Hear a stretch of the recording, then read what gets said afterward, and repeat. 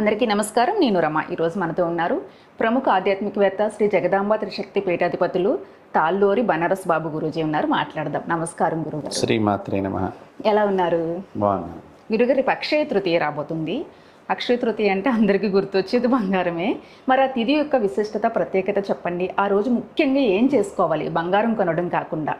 అక్షయ తృతీయ అనగానే చాలామంది మీరన్నట్లుగా బంగారానికే ప్రాధాన్యత ఇస్తున్నారు. అవును గురుగారు.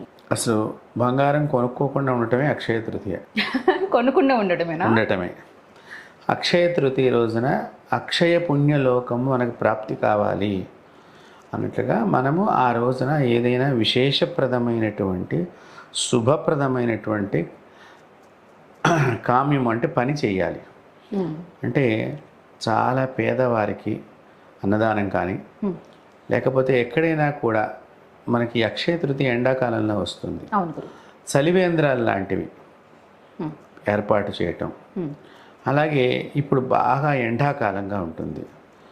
ఈ సమయంలో చాలా పేదవారు, ముష్టివారు, ఇట్లాంటి వారు రోడ్ల మీద చెప్పులు లేకుండా తిరుగుతూ ఉంటారు. వీళ్ళకి చెప్పులను అందించడం, వీళ్ళకు కూడా దాహార్తి అయిపోయి చాలా ఇబ్బంది పడుతూ ఉంటారు. ఏంటంటే మంచినీళ్ళు ఇదివరకు పల్లెటూళ్ళలాగా ఉండేవి మనకి ఏదైనా ఊరు.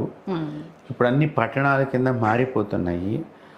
మారిపోయి వ్యాపార కేంద్రాల ఏర్పాటుకు గాను ఈ రోడ్ల మీద ఎక్కడా కూడా మంచినీళ్ళు దొరకని స్థితి ఏర్పడుతుంది. పూర్వం ఎక్కడైనా చలివేంద్రాలు పెట్టేవాళ్ళు, ఇప్పుడు అక్కడక్కడ పెడుతున్నారు.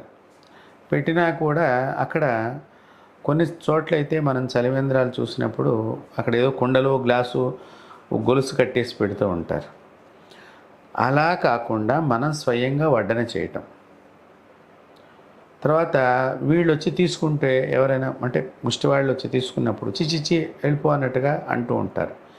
ఇలాంటి పనులు చేయకుండా ఉండటమే అసలు అక్షయ తృతీయకి చాలా మనం ప్రాధాన్యత ఇచ్చినట్లు లెక్క. మన దేవీ దేవతల పండుగలన్నీ కూడా లేని వారికి సహాయం చేయటానికి పెట్టినటువంటి పండుగలు ముఖ్యంగా. తర్వాత చెడు పైన మంచి పొందినటువంటి ఫలితము. ఎక్కడా కూడా ఏ పండుగ చూసినా కూడా, ఒక దీపావళి పండుగ కానివ్వండి, ఒక విజయదశమి కానివ్వండి, అలాగే ఒక ఏ పండుగ చూసుకున్నప్పటికీ కూడా మనకి చెడు మీద మంచి విజయాన్ని సాధించినటువంటి రోజుగా ఈ పండుగలన్నింటినీ చెప్పడం జరిగింది. కాబట్టి అక్షయ తృతీయ రోజున బంగారం కొంటే కనుక మనకి నిజంగా పుణ్యం వస్తుందా అంటే మాత్రం రాదు. దానం చేయమని శాస్త్రం చెప్పింది. ఒకటి, ఈ దానాన్ని ఏ విధంగా చేయాలి, ఇప్పుడు మనం ఏవైతే మాట్లాడుకున్నామో ఆ విషయాల్ని దానిలో ప్రస్తావన చేశారు.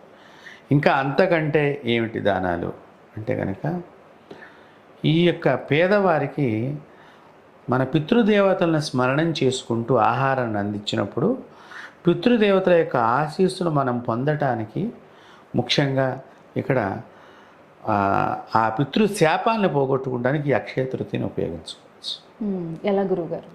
అంటే ఈ అక్షయ తృతీయ రోజున చనిపోయినటువంటి మీ పెద్దల ఫోటో దగ్గర ఏదన్నా మామిడి పళ్ళు చక్కగా నైవేద్యం చేసి, సీజన్ కూడా ఈ మామిడి పళ్ళని నైవేద్యం చేసి, ఈ మామిడి పళ్ళతో పాటు ఒక 5 రూపాయలు 10 రూపాయలు మనకు తోచినటువంటి ఒక నీళ్ళ ప్యాకెట్ కానీ, మంచినీళ్ళ తాగటానికి మనకి ప్యాకెట్స్లో దొరుకుతున్నాయి, బాటిల్స్గా కూడా దొరుకుతున్నాయి. కాకపోతే ఇట్లా పంచాలి అని చెప్తుంటేనేమో ప్లాస్టిక్ ప్రపంచంలోకి తీసుకెడుతున్నట్టు అవుతుంది. కాకపోతే ఇప్పుడు మనకి ఈజీగా పని అవుతోంది అని చెప్పేసి ఒక సౌలభ్యం ఉన్నదని చెప్పి వాడుతున్నాము.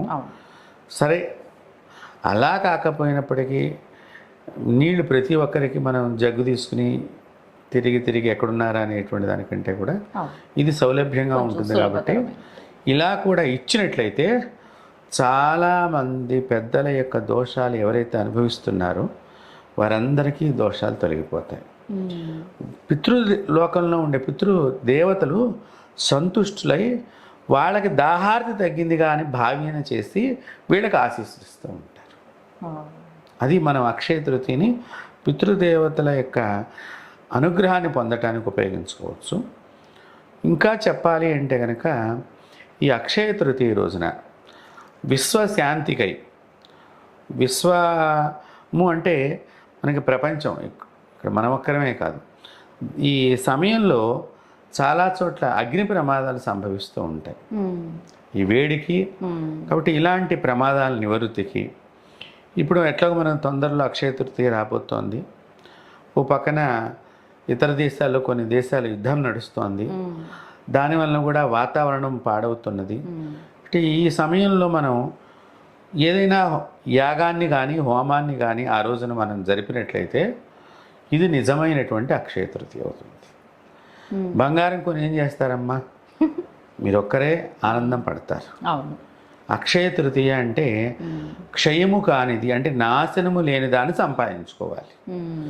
ఏది నాశనం లేనిది? పెద్దల యొక్క ఆశీస్సులు.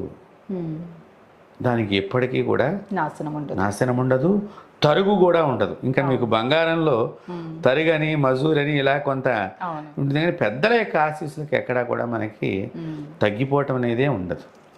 తర్వాత ఈ పూర్వీకులు మనకు అందించిన శాస్త్రం ప్రకారంగా చలువు పందిళ్ళు ఏర్పాటు చేయటం, అంటే అక్కడక్కడ పేదలు ఉండటానికి. ఎండాకాలంలో ఈ రోడ్డు కాలిపోతూ ఉంటుంది, పైనుంచి ఎండ వేడి చాలా ఉంటుంది, దీన్ని తట్టుకోలేక ఎక్కడ ఉండాలో తెలియక మనమా చెట్లు కొట్టేస్తున్నాము. తర్వాత ఇప్పుడు ఏదైనా పార్కులు లాంటివి ఉన్నాయి, చల్లగా ఉన్నాయంటే ఆ పార్కుల లోపలికి వీళ్ళన రానివ్వము. ఒకవేళ వస్తే మనమే కంప్లైంట్ ఇస్తున్నాము. ఒకవేళ అవి ఏమైనా ఉన్నాయంటే ఆక్యుపై చేసేటువంటి స్థితిలో ఉన్నాయి అవి కూడా.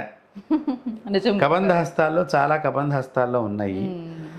కాబట్టి ఇలాంటి పేదవాళ్ళ గురించి ఎక్కడైనా కాస్త చలువు పందిడు వేయిస్తే వాళ్ళకి కాస్త నీడ మనం ఇచ్చినట్లయితే కనుక ఇది చాలా శాస్త్ర ప్రకారంగా సామాజికంగా కూడా మనం ఆలోచన చేస్తే మరొకరి యొక్క మంచిని మనం కోరుతున్నట్లు అవుతుంది. ఇది ఎప్పటికీ అక్షయము కాదు. తద్వారా ఎంత పుణ్యం వస్తుందో. చాలా పుణ్యము అంటే ఏంటమ్మా, పరోపకారాయ పుణ్యాయ పాపాయ పరపీడనం. శాస్త్రం ఏం చెప్పిందంటే పరులను నువ్వు ఏదైతే బాధిస్తూ ఉంటావో అది పాపము. కాబట్టి అట్లాంటి పనులు చేయకుండా పరులకు ఉపయోగపడేటువంటి పనులు చెయ్యి. ఆసుపత్రిలో అనాథలుగా ఉంటారు చాలామంది, ఎక్కడో చనిపోతారు, ఎలా చనిపోతారో తెలియదు. అలాగే కొంతమంది వాళ్ళు సోయలేని స్థితిలో ఉంటారు హాస్పిటల్లో కూడా, అంటే కోమా స్థితిలో ఉంటారు. అడ్రస్ తెలియకుండా ఇక్కడ ఇంటి దగ్గర ఉన్న వాళ్ళు ఎత్తుక్కుంటూ ఉంటారు. ఇలాంటివి ఏమైనా మనం సహాయ సహకారాలు చేయాలి ఒకవేళ తెలిస్తే మనకి. అట్లాంటిది పుణ్యము అక్షయం కాకుండా ఉంటుంది. దాచుకోమని ఎప్పుడు అక్షయ తృతీయ చెప్పలేదు శాస్త్రాల్లో. దాచిన దానిని దానము చేయమని చెప్పింది అక్షయ తృతీయ. తద్వారా యముడు ఆనందపడతాడు, ఇంద్రుడు ఆనందపడతాడు, ప్రత్యక్షమైనటువంటి సూర్యనారాయణమూర్తి ఆనందపడతాడు. అలాగే మహాలక్ష్మి స్వరూపమైనటువంటి విష్ణువు యొక్క భార్య మహాలక్ష్మి స్వరూపము అంటే ఒక ధనమే కాదు, ఒక బంగారమే కాదు, ప్రకృతిలో ఉండే సమస్తమైనటువంటి కళల యొక్క దేవత ఈ లక్ష్మీదేవి. ఆనందమైనటువంటి కళలు ఉంటాయి కదమ్మా, ఈ కళలన్నిటికీ కూడా ఆవిడే దేవత, మహాలక్ష్మి. అలాంటి ఆనందాన్ని ఆవిడ పొంది అలాంటి కళలను మన లోపల ప్రవేశపెడుతుందట ఆ అమ్మవారి ఆనందం చేత. మనలో విచార కళలు, బాధతో ఉన్నటువంటి కళలు, దరిద్రపు కళలు ఇవన్నీ తొలగిపోవటానికి అక్షయ తృతీయని ఉపయోగించుకో. నిజంగా ఎక్సలెంట్ కదా గురుగారు, ఎంత మంచి అవకాశమో. కాబట్టి ఇది మనం అక్షయ తృతీయ రోజున చేయవలసింది. ఇంకా చెప్పాలి అంటే ఈ అక్షయ తృతీయ రోజున మన శాస్త్రాలన్నీ కూడా ఏమని చెప్పినాయి అంటే, ఎవరైనా చలివేంద్రాలు నడుపుతున్నాము, మీరు మాకు సహాయం చేయండి అన్నప్పుడు చక్కగా వరకు పందిరికో అక్కడ కుండలు ఏర్పాటు చేసి, మంచిళ్ళ కుండలు పెద్ద పెద్దగా పెడుతూ ఉంటారు, వాటికో మంచిళ్ళ వడ్డం చేసే పాత్రలో ఇలాంటివి కూడా సహాయం చేయవచ్చు. కొంతమంది మేము అక్కడ నిలబడి రోజు నీళ్లు వడ్డం చేస్తామండి అని అంటాం. వాళ్ళకే డబ్బులు ఉండవు, కానీ చేస్తే పుణ్యం వస్తుంది కదా ఎవరైనా పెట్టి. అలాంటప్పుడు మనం ఇది ఏర్పాటు చేయటం మూలకంగా మనకి కూడా పుణ్యం వస్తుంది. అంటే ఇది అక్షయ తృతీయ రోజున చెయ్యాలి. దాంతోపాటు అమ్మవారిని ఆరాధన చేయమని శాస్త్రం చెప్పింది. అది హిరణ్యవర్ణాం హరిణీం సువర్ణ రజిత స్రజాం, ఆవిడ ఎప్పుడు బంగారు రూపంగానే ఉంటుంది, బంగారు వర్ణంతో ఉంటుంది. అంటే మనం బంగారం కొని దాచేస్తున్నాం. కాబట్టి ఆ రోజున ఎవరైనా పేద ఆడపిల్లలు పెళ్ళిళ్ళు చేసుకున్నట్లయితే వాళ్ళకి బంగారపు మంగళసూత్రాన్ని దానం చేసినట్లయితే మనకు మృత్యు దోషాలు కూడా తొలగిపోతాయి. అది అక్షయ తృతీయ రోజున చేయవలసింది. పుణ్యం సంపాదించుకోవడానికి, సేవ చేయడానికి అద్భుతమైన రోజు. అవును. ఇలా వినియోగించుకోవాలి మనం. అవును. చాలా వివరంగా చెప్పారు గురుగారు. నిజంగా సేవ చేయాలనే ఆలోచన ప్రతి ఒక్కరిలో కలుగుతుంది. నమస్తే గురుగారు. నమస్తే.